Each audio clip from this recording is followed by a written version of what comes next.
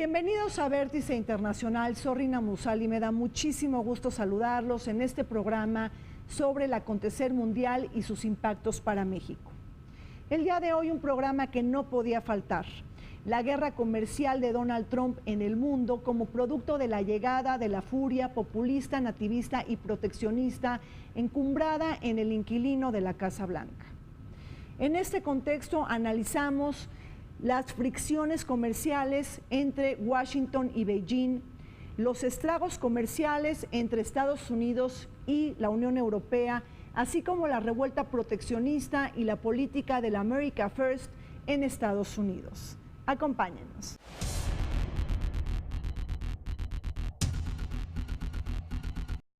Desconfiado sobre algunos tratados comerciales firmados por Estados Unidos, Donald Trump retiró a su país del Acuerdo Transpacífico de Cooperación Económica apenas unos días después de asumir el poder, porque a su juicio dañaría al sector manufacturero, de manera que comenzó a privilegiar acuerdos comerciales bilaterales que pudieran generar más empleos e industria en territorio estadounidense. Los 11 países restantes del TPP, Canadá, México, Perú, Chile, Australia, Japón, Malasia, Vietnam, Brunei, Singapur y Nueva Zelanda continuaron negociando el tratado, ahora conocido como TPP-11, firmándolo en la ciudad de Santiago de Chile el 8 de marzo de 2018. Un mes después, Trump declaró que Estados Unidos volvería al acuerdo solo si fuera sustancialmente mejor que el ofrecido por su antecesor Barack Obama, pues le encuentra demasiados riesgos y no hay manera de salirse en caso de que no funcione el contrato. De igual manera, el multimillonario republicano ha estado presionando a Japón para firmar un convenio de comercio bilateral que permita a compañías de Estados Unidos un mayor acceso a la tercera economía del mundo, a pesar de que con anterioridad catalogó las actividades mercantiles con aquel país como de injustas y no abiertas.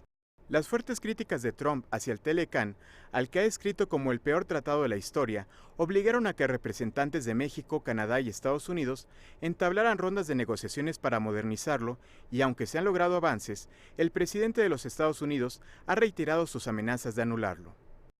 Asimismo, Trump juzga como arbitrarias las políticas comerciales de la Unión Europea, a la que ha solicitado concesiones que satisfagan sus necesidades económicas y de seguridad, a cambio de que Estados Unidos no imponga aranceles al acero y aluminio al bloque de 28 naciones europeas.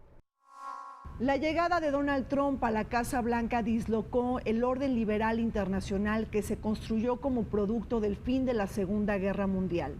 Sus posiciones en contra del libre comercio, el combate al cambio climático y la diplomacia multilateral que han enfriado el sistema de principios y valores de la gobernanza global. Bajo un prisma nacionalista y localista alimentado en gran medida por el sentimiento antisistema y la rabia antiglobalización, es que Donald Trump desfundó la arquitectura comercial, empezando con un decreto para abandonar el llamado TPP, que es el Acuerdo de Asociación Transpacífico, el Acuerdo Transatlántico con la Unión Europea, obligó a renegociar el Tratado de Libre Comercio de América del Norte con México y Canadá y también amenazó con desfundar el Tratado de Libre Comercio con Corea del Sur. Bueno, de entrada hay que tomar en consideración ciertos antecedentes que nos remitirían inclusive a lo que es el impacto de la crisis inmobiliaria, la crisis financiera que se da 2007-2008 en los Estados Unidos, el impacto que tiene sobre lo que son los niveles de producción, sobre la economía en su general, sobre el ingreso de la población y en particular sobre aquellos sectores de la población a nivel de clase baja, baja media, media como tal, que en un momento determinado se vieron más afectados por la propia crisis y que en esto nos vamos a encontrar con un proceso además sociológico en términos de un fenómeno de otredad. ¿A qué me refiero? El vincular lo que son los problemas, la causa de los problemas, con otros que no forman parte de la sociedad anglosajona, de la sociedad blanca. Los culpables de la crisis son los migrantes. Donald Trump llegó a la presidencia con una promesa de cumplirle a los grupos más conservadores que buscaban volver a los tiempos en los que Estados Unidos había sido más proteccionista y que había tenido un mayor desarrollo económico. Un poco emulando hasta cierto punto aspectos de Franklin Delano Roosevelt, que fue un presidente que inició la época proteccionista en Estados Unidos en los años 30. Es interesante porque lo asumimos como una persona inexperta que no sabe mucho, pero no hay que olvidar que es un empresario más exitoso, de los más exitosos de Estados Unidos. Su familia emigró de Alemania, la familia se apellidaba Trump, cambiaron de apellido por Trump en los años 20. Su papá, que era un consorcio inmobiliario, que el papá le heredó a Donald Trump a fines de los 60, principios de los 70, en el 71, cuando Trump tenía 25 años. Trump había estudiado en la escuela militarizada porque un poco indisciplinado de niño, pero después se volvió eje de los negocios de la familia. En algún momento tuvo una quiebra en los 80, se recuperó, después condujo el programa del aprendiz durante 10 años y llegó a la presidencia sin haber sido candidato a un solo puesto de elección popular antes, ni una gobernatura, ni el Congreso norteamericano, ni cosa alguna. El presidente de Estados Unidos, más allá quien ocupe la oficina oval, se apega mucho al derecho estadounidense, por supuesto, ¿no? Lo que hace la ley de comercio, la sección 1, la sección 301 y la super 301, es que cada año, en marzo de cada año, la Oficina de Representación Comercial de la Oficina Oval presenta su agenda comercial y también su informe comercial. En este caso, en cuanto al informe, se establece que hay ciertos productos que están dañando al mercado estadounidense. En la agenda para 2018 se establece que se implementarán cuotas compensatorias para aquellos países que están, con base en la visión estadounidense, compitiendo de manera desleal en su mercado. Se señalan algunos países. En este informe no está presente ni Canadá, ni Estados Unidos, ni México.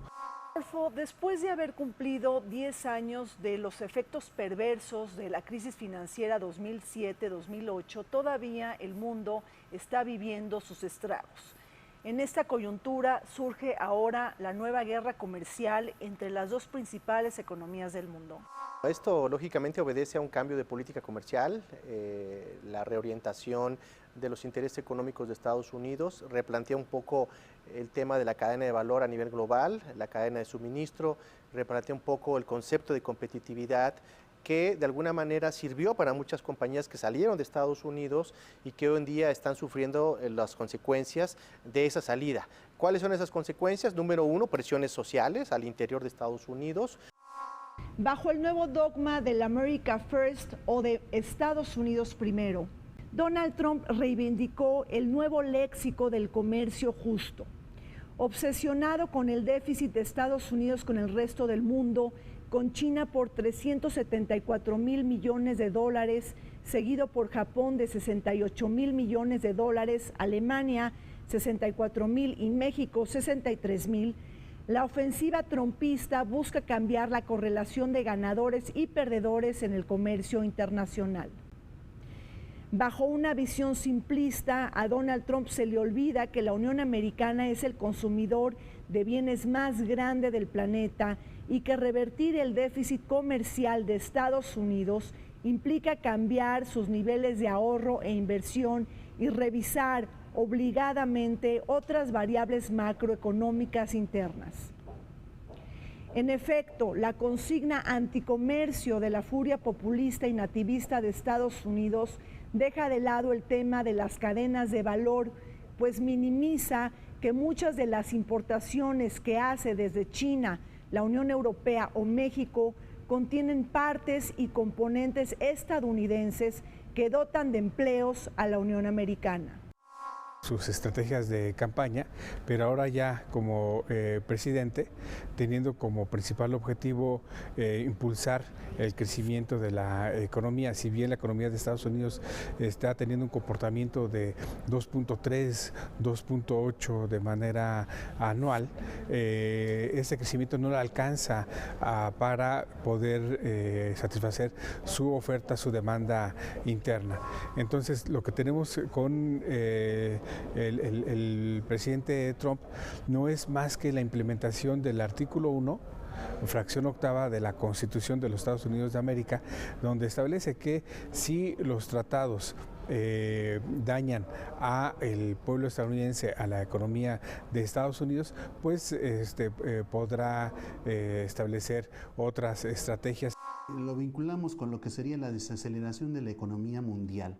En esa misma lógica de globalización nos vamos a encontrar el resurgimiento de nacionalismos extremos. No es tan grande la diferencia entre la lógica de la política económica, comercial que está manejando el gobierno de Donald Trump respecto a lo que serían las posturas que se han tenido en el Reino Unido, por ejemplo, respecto al futuro de la relación entre el Reino Unido y la Unión Europea, el llamado Brexit.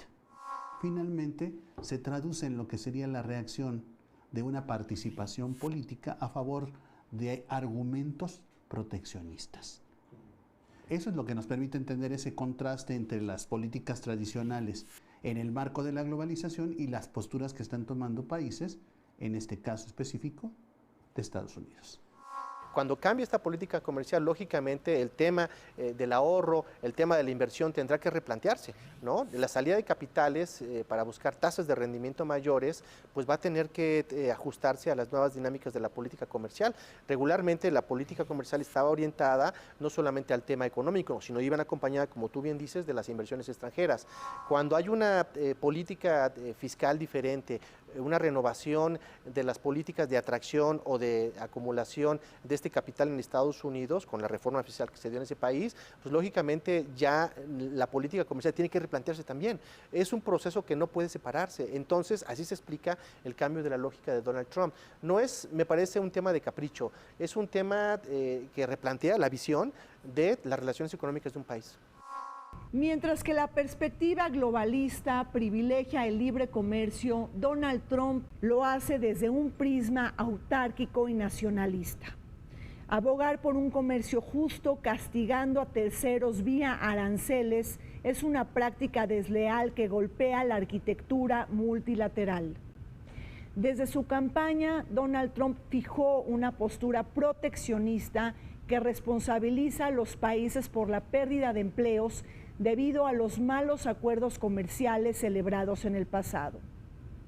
La vía unilateral de imponer aranceles a países socios, aliados y amigos con el objeto de equilibrar el déficit comercial de Estados Unidos es una práctica suicida que ha denunciado la Organización Mundial del Comercio, la institución que advierte de los estragos y riesgos de caer en una guerra comercial. Es algo que establece el artículo sexto del GATT del 94 y también, en este caso, el artículo 19º del GATT del 94 en el sentido de establecer cuotas compensatorias con base en la metodología de la OMC, lo cual establece Estados Unidos. Ahora, Estados Unidos salvaguarda su mercado interno y esto lo establece también, lo permite también la OMC. Los 152 países miembros de la OMC pueden utilizar esos mecanismos. México lo hace de manera constante. Aquí la relevancia está en que es el anuncio de Estados Unidos y que va muy dirigido a ciertos productos donde China tiene una amplia competencia en el mercado interno estadounidense. La OMC es la responsable del fundamento tanto jurídico como operativo de los tratados comerciales. Dicho de otro modo, no puede haber un tratado de libre comercio sin la aprobación de la Organización Mundial de Comercio. La Organización Mundial de Comercio ha tenido una relación importante, no solamente en el tema de los tratados comerciales y de los procesos de integración económica a través del libre comercio, unión aduanera, mercado común y unión económica de los países, sino que además ha implicado que la OMC agregue aspectos financieros en la integración comercial, porque no los hay tan fuertemente. El tema de las inversiones, el lavado de dinero y demás, cómo pueden involucrarse más fuertemente en los tratados comerciales. En ese sentido, el Fondo Monetario está jugando un papel importante. Christine Lagarde está buscando que el Fondo Monetario mantenga su función estratégica de ser el rescatador de crisis financieras. es decir, el responsable de reestructurar financieramente a los países, toda vez que los países aportan en asambleas anuales del Fondo Monetario $100,000 por voto. Entonces van acumulando y el Fondo Monetario puede prestar hasta 10 veces lo que cada país aporta. La lógica de cuestionar a la OMC en términos de organismo mundial en cuanto a su capacidad para responder a lo que son prácticas desleales de comercio internacional. Todo ello lo que nos está dando a entender es más la imagen que se quiere presentar ante la población de defensor de los intereses, de la creación de empleos en un país en el que la tasa de desempleo es muy baja y que corre el riesgo de un sobrecalentamiento de la propia economía que podría conllevar a una crisis aún mayor. ¿Estás mirando ganadores y perdedores de esta guerra comercial, de un nuevo reacomodo entre los actores económicos y comerciales, o a la larga todos pierden? Y un poco para eliminar el déficit comercial del que tanto habla el señor Trump, pues al final de cuentas me parece que la balanza se va a cambiar o puede mejorarse, o bien estar un poco del lado de Estados Unidos, porque la lógica del señor Trump como buen empresario habla un poco de eso. Y en el fondo estamos hablando de modelos económicos y que se explican en la teoría económica, que quiere regresar a la teoría neomercantilista. ¿Qué dice la teoría neomercantilista? El comercio exterior es bueno siempre y cuando haya superávit. Y eso es lo que no tiene Estados Unidos. El mundo todavía está combatiendo los estragos de la crisis financiera internacional 2007-2008 y ahora tiene que combatir los embates de la nueva guerra comercial que se está dando entre las dos principales economías del mundo. Augurios negativos y efectos imprevisibles para el curso y la dinámica de la economía internacional. Y es que los costos de las medidas proteccionistas superan cualquier beneficio a un corto plazo y sobre todo generan desconfianza en la cadena de suministro y producción al tiempo de entorpecer la inversión extranjera. Y es que hay que tenerlo claro, nadie gana en una guerra comercial, porque los aranceles castigan las importaciones, reducen las exportaciones, encarecen los productos y todo ello genera pérdida de empleos. Si nos remitimos a lo que serían el discurso de la campaña para el ascenso final en la presidencia por parte de Donald Trump, precisamente destacaba lo que eran los problemas que se estaban generando dadas las tendencias de la globalización y el papel que juegan organismos internacionales o socios que, de acuerdo a la percepción del presidente de los Estados Unidos, están llevando a cabo prácticas desleales con respecto a la economía estadounidense por no tener un equilibrio en las ventajas derivadas del comercio internacional. Me refiero tanto al caso de lo que es el marco del TELCAN, como a la relación comercial con China. A diferencia de México, que el único superávit que tiene en términos de balanza comercial con alguno de sus socios es Estados Unidos. Con todos los demás, presenta en su mayoría déficit comercial. ¿Por qué? Porque nuestro país se constituye como una plataforma de exportación de productos hacia el mercado estadounidense, el mercado norteamericano. Trump está preocupándose de un eventual control de China sobre el mercado mundial y de que el yuan, o renminbi como le llaman en China, que es la moneda del pueblo, aunque yuan es el nombre fuera de China, pudiera eventualmente sustituir al dólar como moneda internacional de referencia. Esto se ha planteado en varios momentos y si esto sucede, esto puede ser un problema de negociación, tanto financiera como comercial estratégica internacional de Estados Unidos. Un poco plantear el tema de los aranceles es un poco frenar la expansión de China a través de Estados Unidos, es decir, que Estados Unidos no sea el factor de expansión comercial, estratégica y financiera de China. Sin embargo, los británicos, por ejemplo, ya se van de la Unión Europea en octubre, entre el Brexit, el British Exit from European Union, y si esto ya se concreta, que es casi inminente, los británicos tienen una influencia todavía importante en China por ejemplo, HSBC, que es Hong Kong and Shanghai Banking Corporation, que es un banco surgido en Londres, pero con extensión en Hong Kong y Shanghai, que tiene 180 años funcionando y que es una parte del poder financiero británico. Si esto se concreta, los británicos pueden influir en China e indirectamente en Estados Unidos debido a la relación entre el gobierno británico y el gobierno estadounidense. ¿Qué es lo que señala este informe?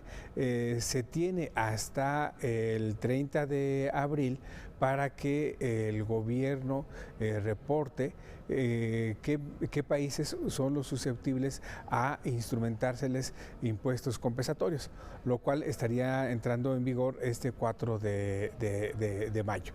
Entonces, ahora hay otra ventana todavía para el caso de China, que es el marco de la OMC, que es ahí donde se va a dirimir la disputa.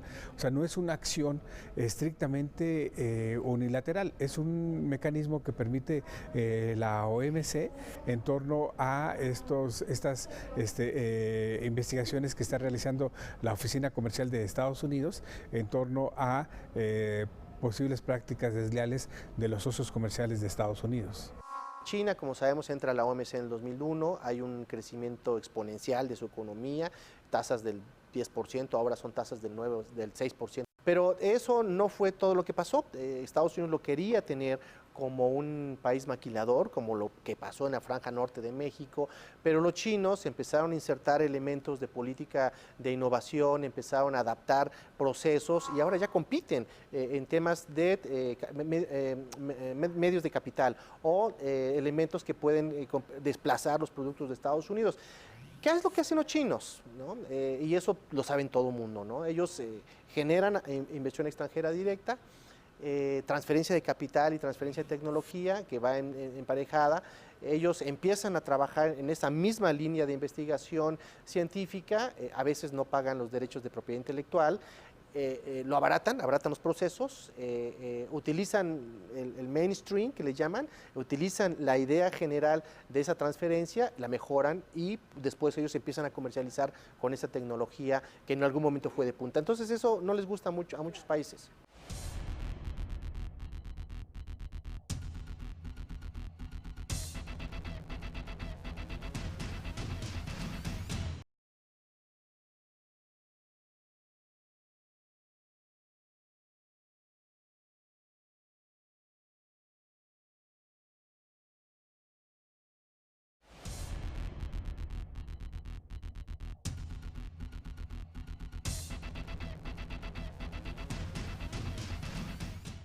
La voz del conservadurismo extremo en Estados Unidos ha dañado las relaciones bilaterales con China, pues Donald Trump ha revirado el legado comercial de Barack Obama para ingresar su narrativa nacionalista y nativista en la agenda pública.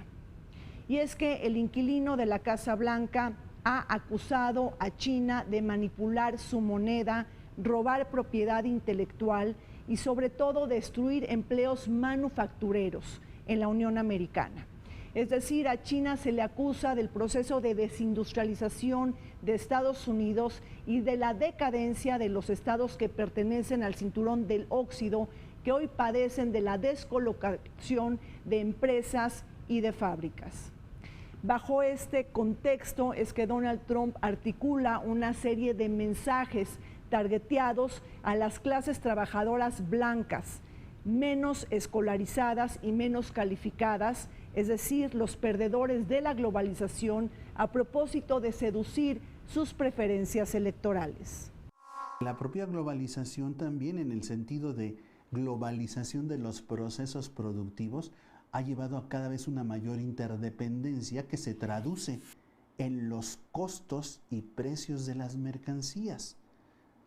El plantear presiones nacionalistas, argumentando que de esa forma se impulsará la creación de empleos en Estados Unidos, hablo de argumentos por parte de Donald Trump, pues desde una particular percepción yo diría, si hay una relocalización o una deslocalización de los procesos productivos, es también en la búsqueda de economías de localización, de alcance, economías que finalmente permitan hacer más competitivos a los productos de las empresas. El replantear que regresen a países en donde los salarios están más elevados, lógicamente también se va a traducir en una pérdida de competitividad de los productos de esas empresas. La maquiladora china ha aumentado drásticamente. Estos 40 años han sido espectaculares en China. China empezó su proceso efectivamente de apertura y de expansión a partir de la privatización de las tierras de cultivo de arroz. Solo el 10% de China es cultivable y está dominado por la espalda del dragón, los arrozales de Longshan, que fueron privatizados por Deng Xiaoping, sucesor, por cierto, de Mao Zedong. Muy distinta la política de Deng Xiaoping a la de Mao Zedong en China. Nada que ver una con la otra, porque la de Mao Zedong fue extremadamente proteccionista, pero incluso radical, cerrando y eliminando cualquier vestigio cultural histórico de China y preservando solamente los logros políticos y económicos del comunismo en China. Deng Xiaoping cambia la cara de China, la abre al exterior, empieza con la privatización de los arrozales de Longshan, le da a cada agricultor su parcela. Son terrazas hechas con surcos, son como riachuelos, donde el arroz no puede cultivarse si no está completamente nadando, digamos. Y estos arrozales se hicieron durante 800 años. De los 556,000 millones de dólares que representa el déficit comercial que tiene Estados Unidos con el mundo, el 47% es resultado de lo que le exporta China a Estados Unidos. Es decir, el primer país con quien tiene déficit comercial Estados Unidos, sin duda, es China, y es ahí donde encontramos cómo es que Washington enfoca sus baterías hacia el mercado chino para contener ese déficit. Aquí es un tema de matrimonio por conveniencia, si lo queremos poner en esas palabras, porque si cae la economía de Estados Unidos, pues se cae el comercio, que me parece que es parte de la columna vertebral y que le da capitalización a todo este proceso de expansión del mercado chino, no solamente en América Latina o en Estados Unidos, sino en Europa y en propia Asia. Entonces, sí tienen que tener mucho cuidado. Han sido muy cautelosos los chinos al respecto, no han especulado como muchos podrían pensar, porque eso de manera indirecta afectaría a la economía de China. Los ataques y contraataques arrancaron al principio del año cuando Donald Trump firmó un decreto para imponer aranceles a las importaciones de paneles solares y lavadoras que tenían como destinatario final los productos fabricados de China. Acto seguido tuvieron lugar los gravámenes al acero y aluminio, un gesto que levantó la tirria de la comunidad internacional y las duras críticas de Beijing y Bruselas. Frente a China, la ofensiva trumpista avanzó haciéndose pública su ambición de imponer un paquete de gravámenes por unos 50,000 millones de dólares, es decir, aplicar un arancel del 25% a 1,300 productos de origen chino. Las represalias se dejaron sentir cuando Beijing respondió con la misma moneda de cambio para imponerle mayores costos de transacción a las importaciones estadounidenses por valor de 3,000 millones de dólares. En ese sentido, el sector agroalimentario americano se colocó como el botín a castigar, pues hay que recordar que China importa alimentos de Estados Unidos cuyas cosechas se generan en los estados que se vistieron de rojo durante la jornada electoral del 2016. La importación que hace Estados Unidos de lavadoras son del orden de 2,300 millones de dólares. De paneles solares son alrededor de 2,800 millones de dólares. Al establecer estos impuestos compensatorios, el gobierno de Estados Unidos tiene mucho cuidado de no impactar a sus empresas. Solamente se señalan a mercados donde no se encuentran empresas estadounidenses o que no tienen una participación de manera directa, como es el caso de Taiwán, China, en menor medida empresas mexicanas, ¿no? Pero también es algo muy focalizado. El presidente de China se va a poder reelegir indefinidamente. Si se propone, China le puede imponer sanciones a Estados Unidos durante años dentro del gobierno de Trump y en varios gobiernos subsecuentes al de Trump. Ese sería un riesgo que yo vería. Con Europa no habría tanto riesgo porque los británicos y los franceses tienen cierta simpatía por lo menos estratégica con Trump en el tema de que Trump desde Estados Unidos puede limitar la migración de Medio Oriente a Europa, que es el temor de los europeos, empezar a aceptar a tantos inmigrantes asiáticos y de alguna forma perder su esencia poblacional típicamente europea, ¿no? Atrás de esta política proteccionista y nacionalista de Donald Trump está toda la idea de desfundar y de golpear este plan de Made in China 2025, es decir, un plan que busca transitar hacia una economía basada en la innovación, en el emprendimiento y sobre todo en la biotecnología y automatización. El cambio de la lógica de cómo llevar una relación comercial con un país. Los Estados Unidos habían consentido de alguna manera este comercio desleal, que algunos expertos así lo llaman, cuando el gobierno chino entra a las provincias a regresarles el 16% de lo que exportan, no cobrarles luz, no tener legislación muy fuerte laboral. Entonces eso a la larga ayuda mucho al tema de la competitividad y los precios. Además, el financiamiento a la exportación es barata, ¿no? Los intereses son muy baratos en China. Entonces, al final, los chinos pueden competir con buenos precios. Esos no son condiciones de mercado libre como los norteamericanos o los europeos o los japoneses podrían tener. El ambiente que se genera ante la posibilidad de guerras comerciales, finalmente lo que genera es incertidumbre. Y esa incertidumbre, desde el punto de vista de los inversionistas, genera exigencias de una mayor rentabilidad de las inversiones, pudiendo reubicar los puntos de destino de sus inversiones. Pero nuevamente, el encarecimiento del costo del dinero pues va a generar pérdida de competitividad, que otros países podrían aprovechar esos espacios que se están generando para enfrentar de una manera más directa, por ejemplo, a las empresas estadounidenses. China está lista para dar la batalla comercial que ha abierto Estados Unidos. El sorgo, la soja y el whisky están en la lista de represalias, siendo este último aquel producto que proviene de Kentucky, el estado natal de Mitch McConnell, el líder de la mayoría republicana en el Senado.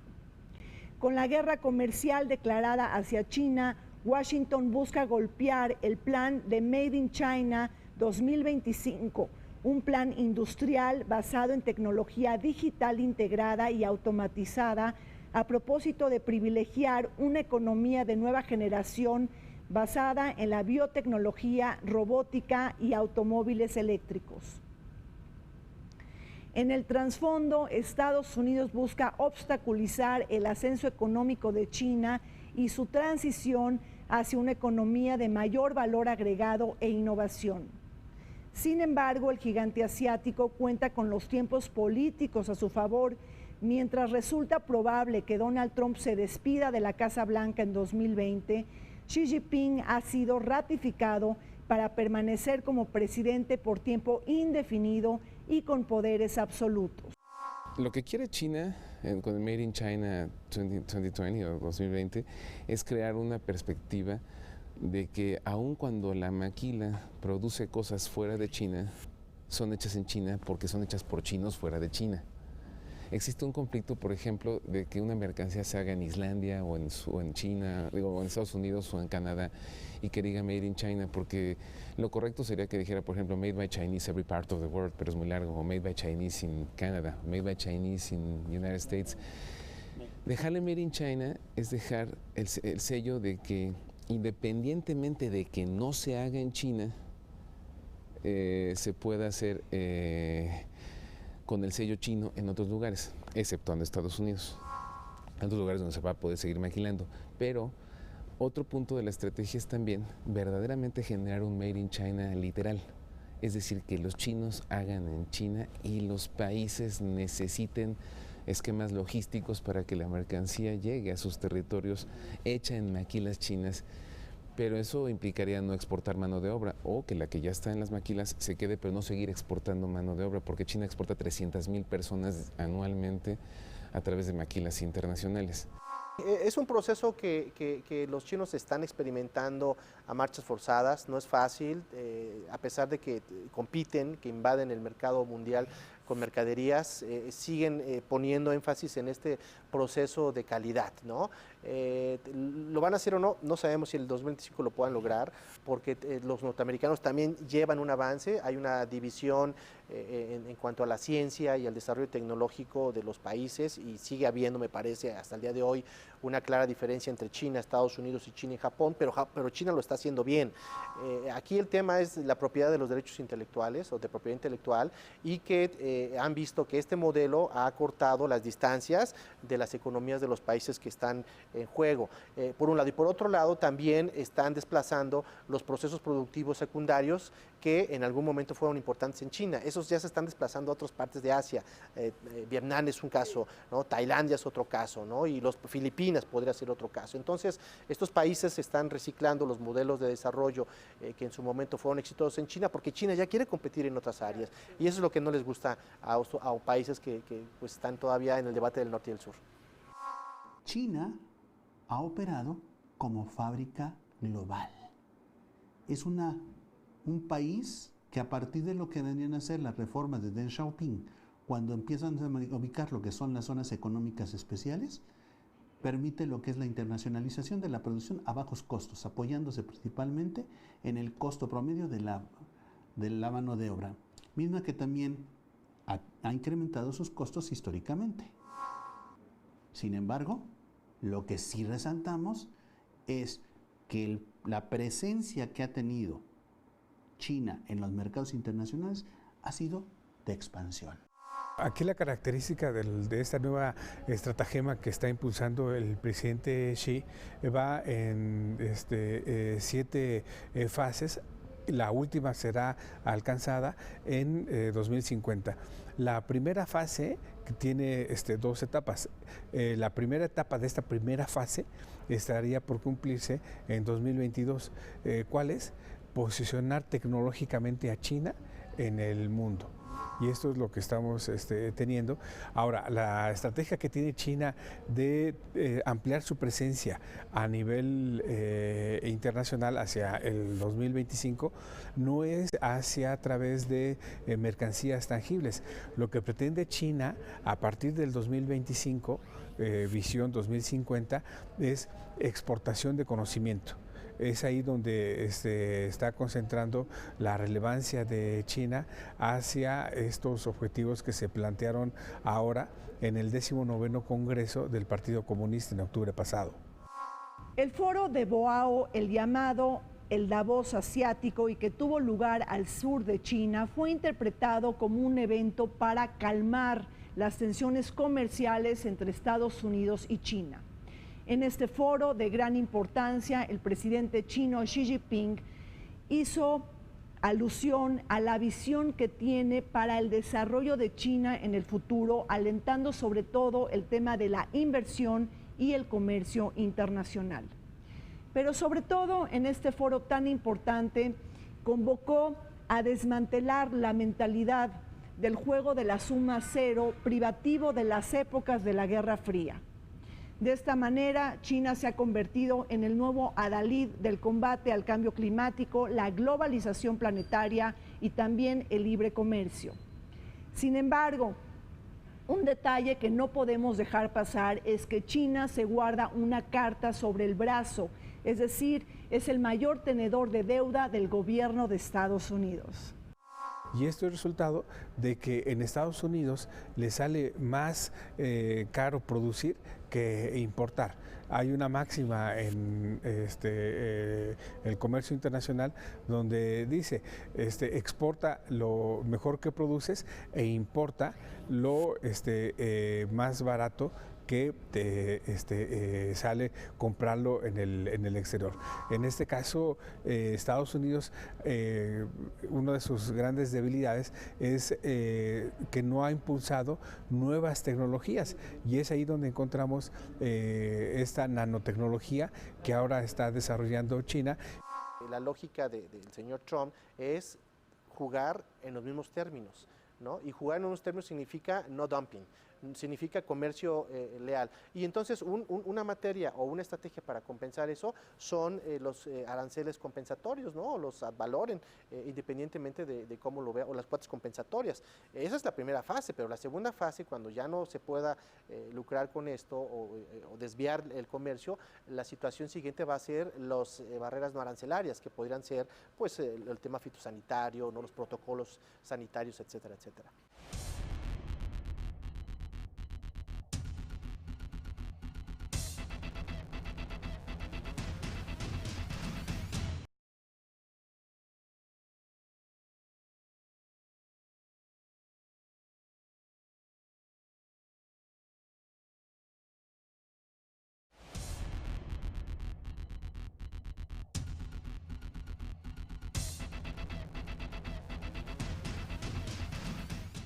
Bajo la intención de incentivar la industria nacional del aluminio y el acero, Donald Trump impuso aranceles a las importaciones extranjeras.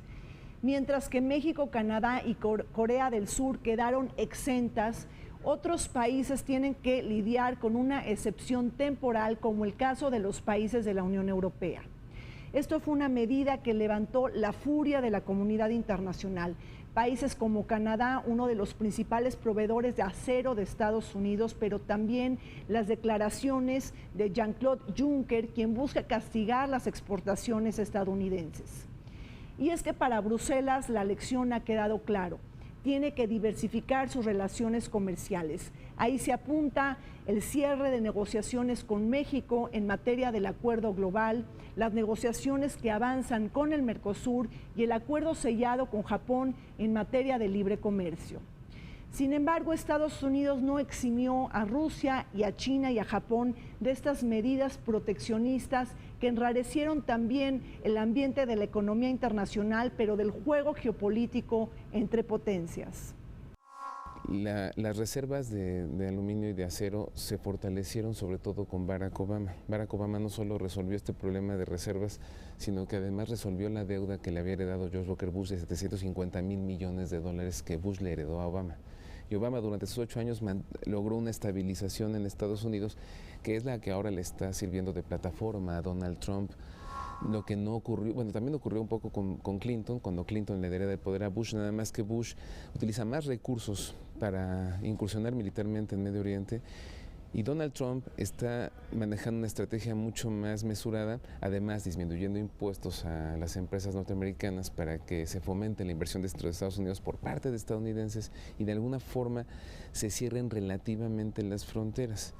Hace referencia a la política arancelaria, la amenaza de lo que es la imposición de aranceles más altos a las importaciones de acero y aluminio, pega tanto a socios comerciales directos, como es el caso de Estados Unidos, pero también es una amenaza directa para lo que es China.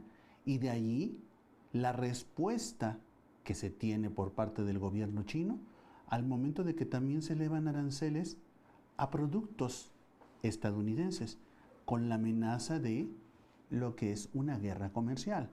En esta guerra arancelaria que estaría por detonar vía Organización Mundial de Comercio ahora en mayo, paradójicamente México saldría ganando, porque México es un amplio proveedor, productor y exportador de acero y aluminio hacia Estados Unidos, a raíz de que la Oficina Comercial de Estados Unidos no acusa a México ni a Canadá de estar cometiendo prácticas desleales como sí lo hace con China. Entonces México puede cubrir ese hueco que estaría dejando China a raíz de que se le estarían incrementando los aranceles, es decir, se elevarían los precios de productos chinos en el mercado de Estados Unidos, y México tendría, por el acceso preferencial que tiene hasta ahora con el Tratado de Libre de Comercio de América del Norte, pues vender más en ese mercado. Las relaciones tirantes entre Estados Unidos y el viejo continente pasan por sus relaciones comerciales, pero también por la falta de un entendimiento político. En materia geopolítica, los disgustos han sido constantes. Mientras que Washington endureció su posición hacia Cuba, abandonó el acuerdo histórico de París para combatir el cambio climático y amenazó con romper el acuerdo nuclear con Irán, la Unión Europea ha actuado en dirección totalmente opuesta. Las relaciones conflictivas también se palpan, por supuesto, en la OTAN y en la escena militar. Donald Trump ha acusado a Europa de vivir a expensas de la OTAN y ha arremetido para incrementar el presupuesto de dicha organización euroatlántica, al tiempo de que Bruselas ha decidido crear la Europa de la defensa para enfrentar por sí misma el adverso contexto internacional. Bueno, Estados Unidos está replanteando sus esquemas con todos los países, se salió del TPP, bueno, ahora parece que quiere regresar, lo estamos viendo con la negociación en el Tratado de Libre Comercio con México, que también parece que va bien, pero con los europeos exactamente es lo mismo. Hay también una disyuntiva del futuro de la Unión Europea con el tema del Brexit. Parece que el Brexit no afecta tanto, pero sí afecta, porque los norteamericanos están planteando la posibilidad de firmar un acuerdo marco en el contexto de Unión Europea-Estados Unidos con o sin Inglaterra. Ya va a ser sin Inglaterra o sin Reino Unido, entonces tendrían que estar pensando lo que el señor Trump dijo cuando quiere firmar acuerdos bilaterales de libre comercio para evitar un poco pues el desvío del comercio. Muchas veces los mercados internacionales, tanto en términos de físicos como en términos de mercados financieros, responden mucho o son muy sensibles a lo que es la percepción de riesgo. La percepción de riesgo puede generar volatilidad, tanto en los precios de las mercancías como en términos de lo que serían flujos monetarios, la reacción de los inversionistas. Cuando hace referencia al Fondo Monetario Internacional, debemos recordar que como organismo internacional desde su creación, uno de sus propósitos formales es precisamente el mantener el ambiente propicio para el desarrollo del comercio y de las finanzas internacionales, generando el ambiente de confianza necesario para que el comercio y las finanzas se desarrollen. En esta lógica, se constituye como un foro de cooperación y consulta monetaria que permita corregir desequilibrios en la balanza de pagos de los países miembros que se constituyen un factor de riesgo o de percepción de riesgo para aquellos actores involucrados en el comercio internacional o en las mismas finanzas. El objetivo de la Reserva Federal es impulsar el mercado.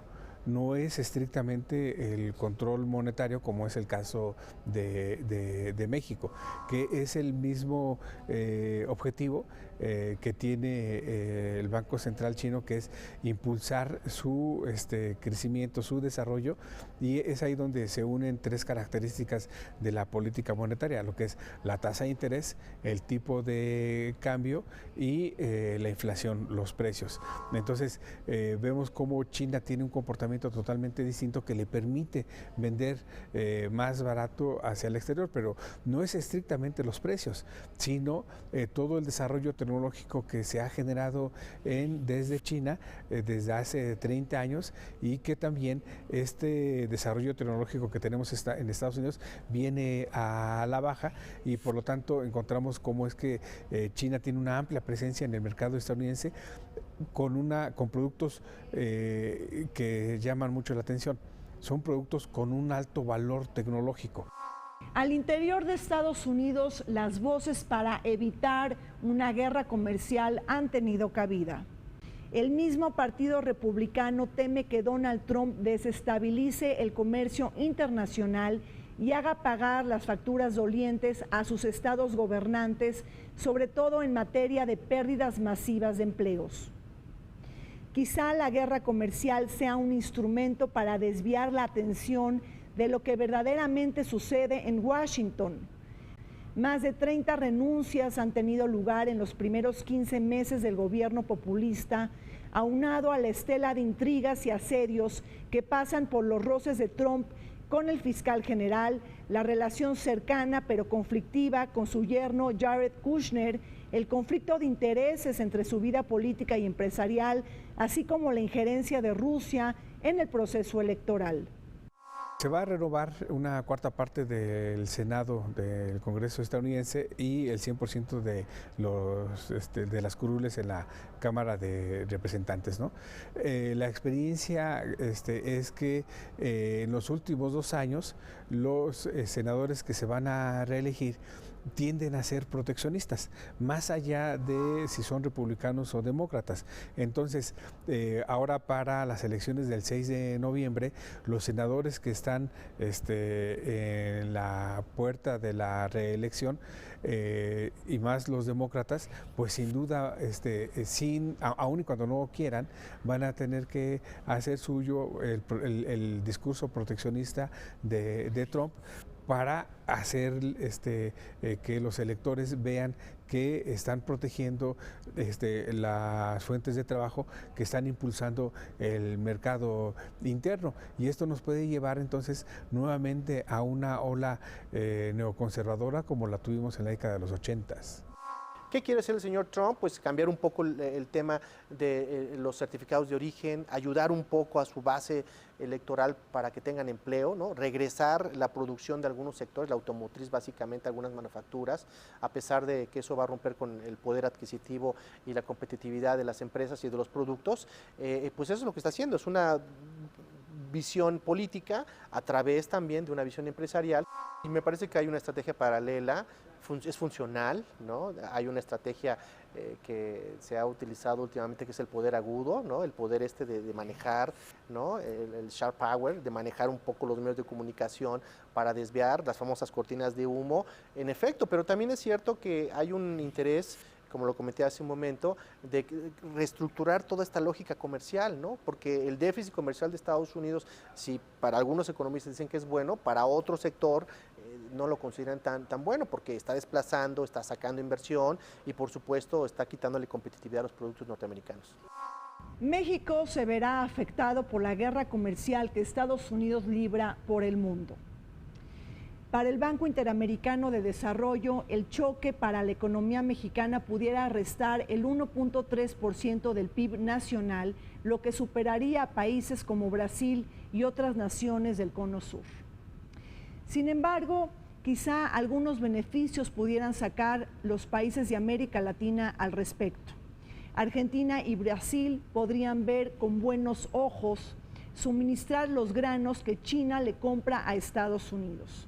Por otro lado, México pudiera empoderar sus alianzas estratégicas con el gigante asiático a propósito de reubicar su sector manufacturero en parte de nuestro país. Además, todo indica que el Tratado de Libre Comercio de América del Norte va por buen camino y que en el trasfondo de esta guerra comercial, Donald Trump entiende y sabe que necesita a una América del Norte robusta para compensar la influencia de China. Sin duda el TPP, es un tratado importante, pero no es la panacea para impulsar el crecimiento de la economía. Y en el tratado se negociaron sectores muy sensibles para la industria nacional, como es el caso de textil, vestido y calzado, donde por el acceso preferencial que se brindó de manera particular a dos países que son Vietnam y Malasia, tenderán a afectar la industria textilera, peletera de principalmente Guanajuato, ¿no? Textilera de Puebla, Tlaxcala, lo cual estaríamos avisorando que se estarían perdiendo alrededor de 250,000 empleos si no se establecen mecanismos para poder fortalecer esa industria. Cabe destacar que el presupuesto que se presentó, el proyecto del presupuesto que se presentó ahora el 28 de marzo recién pasado, no contempla un aumento para incentivar ciertas ramas manufactureras. Dentro de lo que es el estudio del comercio exterior, por ejemplo, existe el tema del llamado síndrome del fenicio.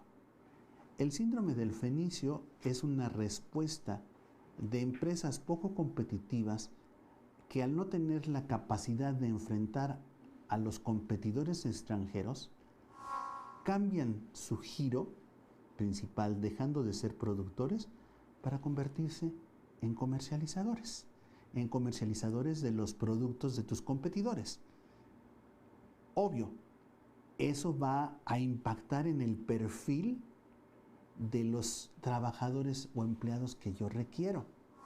La lógica del discurso de yo intimidar, de presionar, de condicionar, de argumentar, por ejemplo, que es obligación del gobierno mexicano controlar flujos migratorios, no solamente de nacionales mexicanos, sino la lógica de los migrantes en tránsito provenientes de Centroamérica. Y decir, por ejemplo, que voy a condicionar la renegociación del Telcán a una política más rígida sobre control de migrantes, estoy atentando contra las decisiones de un Estado soberano. Y ese discurso final lo que hace es tratar de intimidar. Los tuits de Donald Trump generan desconcierto en la renegociación, sobre todo porque apenas hace 3 días, planteó que si no se frena la migración a Estados Unidos, no hay renegociación. Entonces, bueno, es como, o frenas los migrantes o no te acepto la renegociación. Entonces pareciera que la negociación está favoreciendo a Estados Unidos, que ha argumentado que México se ha beneficiado más con el Telecán que Estados Unidos, lo cual es muy discutible porque me parece que Estados Unidos se ha beneficiado mucho más que México, inclusive con el Telecán en estos 24 años de funcionamiento. Pero Estados Unidos lo está planteando como que México ha sido más beneficiado y en parte lo está planteando desde la perspectiva de la migración mexicana a Estados Unidos, que ha representado vía remesas la segunda fuente de ingresos después del petróleo. Y desde esa perspectiva puede sonar hasta razonable y lógico y explicable el argumento de Donald Trump en el sentido de que le ha beneficiado más a México, aprovechando los empleos de baja escala, menores a los que tienen los negros, pero aún así 8 veces mejor pagados que en México, por ejemplo.